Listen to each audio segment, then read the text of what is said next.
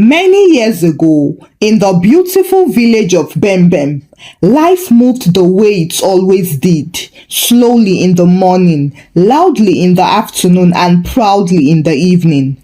Goats argued with ropes, and women swept their compounds as if dust had offended them personally. At the center of the village stood the palace of King Nnanna, which was wide, painted with red earth and guarded by men whose faces looked as if they had never laughed since childhood. King Nnanna was a man whose cough alone could settle an argument in 3 compounds. He had ruled long, he had fought wars, and he had married enough wives to start a meeting. The king had many children, but the one people talked about the most was Princess Adoma. Princess Adoma was not only beautiful because beauty alone could cause trouble. She carried sense, greeted the elders properly, and walked like someone who remembered that her ancestors were watching. Mothers used Princess Adoma as a reference to their daughters. Look at her, they would say, turning their own daughters by the ear. That is how a child of honor behaves. An old woman once said, if good behavior were vegetable oil, Adoma would fry the whole village. People laughed and they agreed. Inside the palace that morning, Princess Adoma sat on a low stool while her friends decorated her hands with uli. They were excited because today she would marry Prince Ikem of Umudike. The marriage would join 2 strong kingdoms. There would be peace, trade, big celebrations, and plenty of food that would make even enemies forget their grudges. Her friend Ifunaya leaned closer. Princess, after today, you forget us. Adoma laughed. Forget you? Who will still tell me the latest gossip if I forget you? Another girl said, in Umudike, they say their prince is very handsome. Princess Adoma covered her face shyly. I have eyes now. I have seen him. The girl screamed. One of them nearly dropped the woolly. You saw him and you kept quiet? What should I do? Princess Adoma replied. Should I climb a tree and announce it? They all laughed until one of the older women hissed at them to behave like human beings. Outside, the village had turned into a festival. Drummers were at work. Children ran with meat bigger than their mouths. Men who were debtors suddenly wore expensive smiles. Even the sun waited to watch. King Nnanna moved among visitors like a proud farmer during harvest. He greeted the chiefs, accepted blessings, and every few minutes he would say, my daughter has been raised well. He said it so often that people began to nod before he finished talking. Prince Ikem arrived with his people before sunset. He was tall, gentle, and confident. Women smiled in approval, while the men measured him secretly and admitted that he would do. When he greeted Princess Adoma, he bent slightly and said, I am honored. Adoma answered, you are welcome, my prince. The elders smiled. This marriage would be sweet, oh. As night approached, torches were lit and the air became serious in the way tradition likes. It was finally time for the wedding night rituals. Ifunaya held Princess Adoma's hand and said, do not be afraid. I am not afraid, Adoma replied, even though her heart was beating like festival drums. Every bride passed through this path. It was ancient, respected, and confirmed honor. It protected families, so no one joked with it. Ifunaya whispered, we'll wait for you. Adoma nodded. She entered the chamber with dignity, carrying the confidence of her upbringing, the trust of her father, and the love of her people. Outside, the crowd waited in expectation. Some prayed, some adjusted their wrappers, while some simply wanted the moment to pass so that eating would continue. Time stretched and Prince Ikem stood with his uncles. He looked calm, but his fingers betrayed him. They met each other, separated, and met each other again. One elder cleared his throat. It will be well. King Nnanna stared at the door because in that moment, he was not just a king, he was a father. Nobody spoke again. Even the insects respected the silence. When the ritual keeper stepped forward, people leaned with their ears before their bodies. They noticed that his face carried weight, not anger or joy. It was just something harder to understand. He lifted his staff and said, "The ancestors have spoken." The words entered the air like cold water. Then he inhaled and spoke. "The princess." He paused as if the rest of the sentence refused to cooperate. "The princess has failed." For a moment, Bem Bem did not understand English. Failed? What failed? Who failed? Then the meaning landed like thunder. A cry broke from the women. "Ah!" A man dropped the cup in his hand. It hit the ground and rolled away, confused about life. King Nana blinked once and twice, as if the world would rearrange itself properly. "My daughter?" he asked. The ritual keeper lowered his head. "The signs are clear, my king." Immediately, whispers began to spread fast. "I said it." "She's too quiet." "Beauty hides many roads." "These palace children, eh?" Some people shook their heads with painful enjoyment. However, Prince Ikem did not move. He looked at the doorway, expecting Princess Adoma to appear, laughing, telling them it was a prank, asking why everybody looked like goats in rainfall. But Princess Adoma did not laugh. She came out slowly. Her eyes searched people's faces and she saw fear. She saw accusation. She saw the distance growing like a fence. "My father," she called. King Nana wanted to run to her, to cover her with his robe and to fight the entire village if needed. But tradition stood between them like a stubborn tree. "Adoma," he said. "I did nothing," she whispered. "I swear on my mother's grave, I did nothing." Some women hissed. "Who confesses in public?" one said. Another woman replied, "The text does not lie. She is not pure." Prince Ikem finally found his voice. "Adoma, tell me the truth." Adoma turned to him quickly. "I am telling you the truth. I am yours with honor." Prince Ikem's uncles pulled him back slightly. "Careful," one of them murmured. "A prince must not drown because of love." Prince Ikem looked turned between heart and tradition. The crowd began to swell forward. Their questions grilled teeth now. How can a king's daughter fail? What example is this? Is Bembem still pure?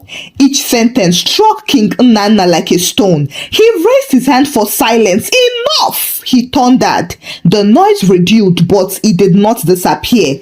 He said slowly, "My daughter was raised in this palace. Under my eyes, under your eyes. I know her." The ritual keeper answered carefully, "My king, tradition does not hate. Tradition only reveals." Unfortunately, those words hurt more than insults. Adoma felt her knees weaken. Ifunaya tried to move towards her, but some older women held her back. "No," they warned, "do not carry another person's disgrace." Disgrace? The word entered Adoma's ears like poison. She turned again to Prince Ikem and pleaded, "You know me, I am innocent." Prince Ikem swallowed hard. The whole village was watching him. What would he do? He was the future king, the son of warriors, the child of laws. He wanted to believe her, but the fear of being a man who married shame stood behind him like a soldier. He began, but he was lost of words. Adoma understood. She wept bitterly. King Nana closed his eyes. For the first time in his reign, he had no command. Finally, he spoke. "Take my daughter inside." As they led the princess away, she did not fight or scream. She walked like someone leaving a world she had decorated since birth. The drums remained silent as the celebration had packed its load and left. People began to talk in small groups as they dispersed. "I saw one man greet her last year. All this modern behavior. Who fails the virginity test on her wedding night? She has no right to fail. She is a princess." Prince Ikem remained where he stood. His uncle touched his shoulder and said, "We must think." Think? As if love were mathematics. Prince Ikem nodded, but his heart was a stubborn child. It refused instructions. He kept seeing Adoma's face, the shock in her eyes and the way her voice shook, yet refused to break. That was not the face of a liar. That was the face of someone pushed into fire without warning. Around him, the celebration dissolved. He suddenly turned and asked, "Where is she now?" In the inner room, one guard replied, "Is she alone?" The guard nodded. "Yes, my prince." Prince Ikem wanted to go to her. His legs even agreed, but tradition held his ankle. A prince must not appear desperate. A prince must not chase disgrace. A prince must not embarrass the ancestors, they say. There were too many musts, but too little mercy. His uncle spoke again. "Come, let the elders talk." Prince Ikem followed, but every step felt like betrayal. Inside the women's quarters, Princess Adoma sat on the floor. The bridal beads that had once danced proudly on her waist now felt heavy. Her friends stood at a distance, unsure of whether to go confront her or protect themselves. Finally, Ifunanya went in and knelt beside her. "Princess," she whispered. Princess Adoma looked at her. "Did you hear them?" Ifunanya nodded. Princess Adoma laughed hysterically. "They talk as if they were there." One of the older women peeped in and cleared her throat. "My child, sometimes the truth is painful." Princess Adoma turned sharply. "What truth? Tell me what I have done." Well, nobody answered. Then she placed her palm on the ground. "This earth knows me. I have worked carefully all my life." Ifunanya squeezed her hand. "I believe you, my princess." But the other girls moved farther away. Belief was dangerous at this point. Outside, the elders gathered in a hut lit by stubborn lamps. Their faces looked older than their ages. "This matter is heavy," one of them began. "If Umudike hears this, they may call off the marriage," another elder replied. A third elder sighed. "Perhaps it is better that they call it off." King Nana raised his head slowly. "Better for who?" They remained silent because nobody rushed to answer a king who sounded like thunder preparing itself. The ritual keeper sat apart, quiet and serious. He cleaned his staff as if dirt had personally offended him. "Are you sure?" the king asked him. The man did not even shake. "My king, I followed the signs." King Nana's eyes searched his face for doubt, but he found none, and that frightened him the more. Meanwhile, Ifunanya helped Adoma remove her heavy jewelry. "Let them say anything they like. I know you, my princess." Princess Adoma shook her head. But knowing is not enough. She looked towards the knight and asked, "Will Prince Ikem believe me?" Ifunanya wanted to say yes quickly and boldly, like heroines in folktales, but real life did not always cooperate. She only said, I pray he will." Princess Adoma closed her eyes. "I have lost something tonight." "What is that?" Ifunanya asked. "I have lost the way people used to look at me."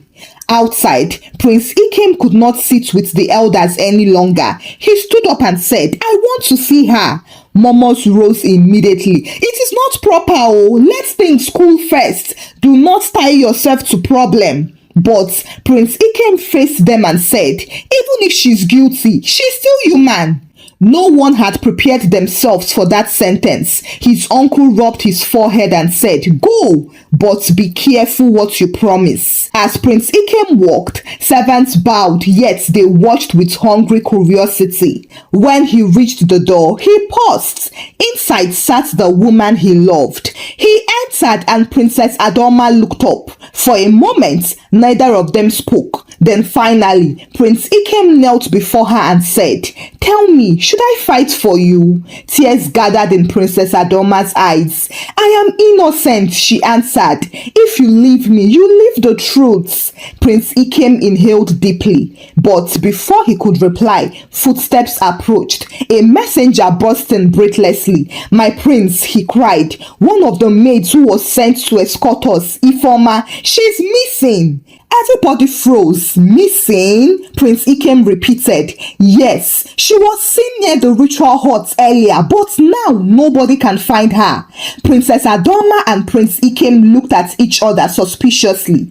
If someone had disappeared, then something had definitely happened. And if something had happened, then the night was not as clean as people wanted it to be. Princess Adoma's heart began to beat differently.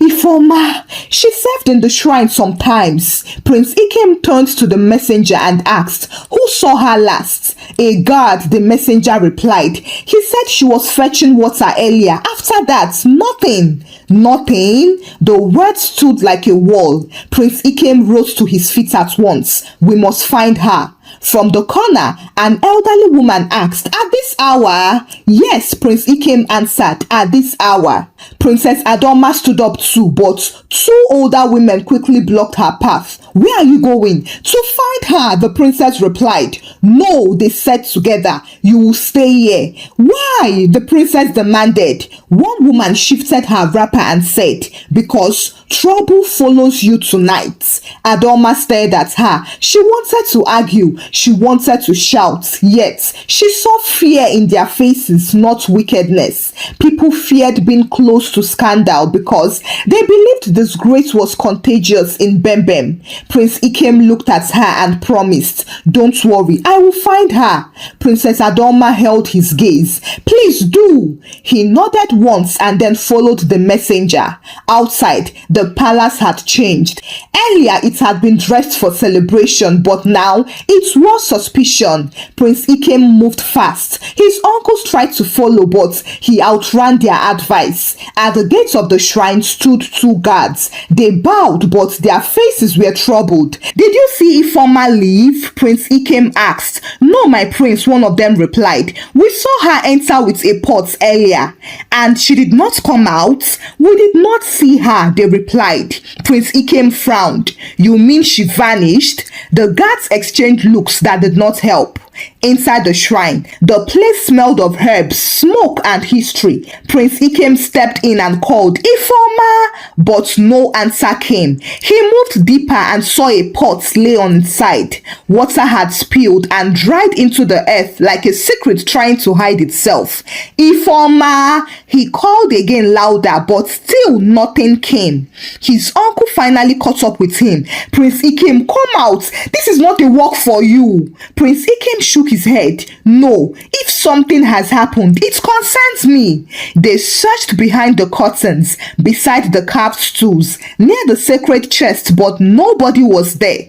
Prince Ikem's chest tightened. She knew something, he murmured. His uncle did not like that sentence. He warned him, don't jump into conclusions. But Prince Ikem had already jumped inside. Back in the women's quarters, Princess Adoma refused to sit. What if something has happened to her because of me? She asked. Ifnaya held her shoulders. You did nothing wrong. But they will say she got into harm because of my sin. They already say many things, Ifnaya said. Princess Adoma turned towards the door. Every minute felt like a year with bad manners. She was really getting impatient. Outside the shrine, the villagers had gathered and the news moved faster than legs. Who is missing? A maid, oh. Can you see? Bad things have started happening. People loved patterns. They could create them even when none existed. One old man shook his head wisely and said, when smoke rises, fire is not far off. Another one replied, sometimes people blow dust. The argument almost started, but Prince Ikem emerged from the shrine and everyone swallowed their opinions. He looked troubled when he announced, she is not there. A woman covered her mouth. Our ancestors! Prince Ikem raised his hand. No ancestors, please. We'll search for her. He began assigning men to different paths, to the river, to the market road, and to the forest entrance. They all set out and searched for hours, but nobody saw Ifoma. Instead, they found small things that made the night worse. Her scarf was near a tree. They saw a broken bead and footprints that began ran bravely, then disappeared like cowards. Prince Ikem bent to pick the scarf. He knew the scarf. That was the scarf she wore when she came to escort them. His heart knocked harder. Someone did not want this girl to speak. Or what if the girl herself is hiding something? Inside the palace, the elders received the news with long faces. This matter is growing teeth, one of them muttered. King Nnanna sat heavily and ordered, "Find her alive." Nobody wanted to even imagine the other possibility. Hours later, when Prince Ikem returned, tired, angry, and worried, Princess Adoma rushed towards him. He stopped her halfway, not because he did not want her close, but because too many eyes were watching them. "She has not been found," he said. Princess Adoma felt the ground tilt. Prince Ikem lowered his voice further and said, "But listen to me. This is no longer only about the ritual." The princess searched his face and asked, "Do you believe me?" Prince Ikem looked around, then back at her and nodded. Yes, the word entered her like medicine and tears fell from her eyes. The prince continued, "It seemed as if someone took her, but if someone had taken her, then someone is afraid." Princess Adoma nodded slowly. "The person is afraid of the truth." And then, just before dawn, just when exhaustion had convinced everyone that the night would win, a shout rose from the direction of the old yam barn. "Umu Bembem, come on!" Men ran. Prince Ikem ran, and there behind the structure, tied but alive, lay Ifeoma. Her mouth had been tied, and her eyes were wide with terror that would need many days to live. Prince Ikem quickly knelt, removed her mouth fold, and asked, "Who did this to you?" She tried to speak, but her voice trembled like leaves. I saw," she began. Just then, footsteps approached again from so many people, and Ifeoma looked frightened. She swallowed the rest. "I will talk, but not here." Prince Ikem understood. Whoever had tied her might still be close enough to hear. He helped her stand and ordered, "Take her inside." As they walked back, the sky began to lighten, yet nobody felt relief because morning does not always end secrets. It only gives them better visibility. When Princess Adoma saw Ifeoma alive, gratitude rushed into her face, but fear followed behind it. The girl knew something strong enough to make somebody kidnap her. She tried to move towards her but stopped herself. Too many people were already watching, and sympathy could become evidence in a village that loved quick conclusions. Prince Ikem signaled the guards, "No crowd, take her inside." But crowds in Bembem did not understand that word. They followed like shadows with ears. Inside the king's council hut, lamps still burned even though morning had begun outside. The elders sat in a half circle, tired, suspicious, and unwilling to be surprised again. King Nnanna stood when Ifeoma entered. "My daughter, who took you?" The girl trembled. Her eyes moved from face to face. She saw the chiefs. She saw the titled men. She saw people who could end her life with a sentence. Prince Ikem noticed her fear, so he stepped closer to her and encouraged, "Speak, you are under my protection." Some elders did not like how that sounded, but nobody interrupted. Ifeoma swallowed hard and began, "My king, I went to the shrine earlier to prepare water." "Yes," the ritual keeper nodded. "That is normal." She continued, "I saw someone come inside." Momo started. "Who?" the king demanded. Ifeoma closed her eyes as if the answer might slap her. It was Lolo Ezinne." The hut exploded. Lolo Ezinne, the king's senior wife, the mother of Princess Ama. A woman whose smile never traveled without calculation. "She lies!" someone shouted immediately. But Ifeoma rushed on because once courage opens its mouth, it should not close too early. She sent the guards away. She said she wanted to pray for the success of the marriage. The elders looked at one another. Nobody questioned a queen who wanted to pray. "What did she do?" Prince Ikem asked. Ifeoma's fingers tightened around her wrapper. She opened the ritual basket and she changed the clothes. The ritual keeper stood up at once. Impossible! I saw her, Ifeoma cried. She did not know I was behind the curtain at first. King Nnanna's chest rose and fell slowly. Why did you not speak immediately? She asked. Fear entered the girl's face again. She saw me when she was about to leave. Then later, two men grabbed me near the kitchen. They said if I talked, my mother would die before sunset. Silence dropped like a heavy pot.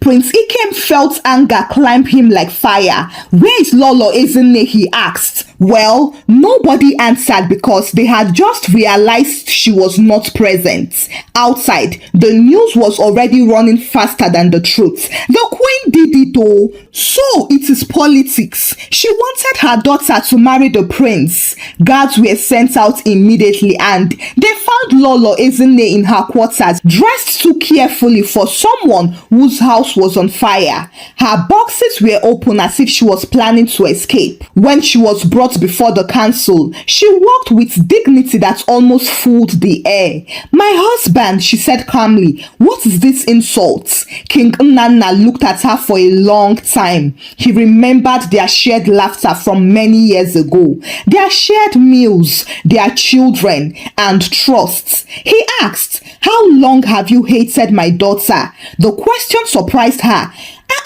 I hate no one, she replied. Ifeoma shook her head. But you changed the clothes. Lolo Ezinne laughed. It was a beautiful sound, trained and loyal. A maid? She asked. You believe a maid over your wife? Well, she was right about that one thing. Power had weight after all. The elders shifted uneasily. Then Prince Ikem stepped forward and asked, what reason would she have to lie? Lolo Ezinne's eyes moved to him.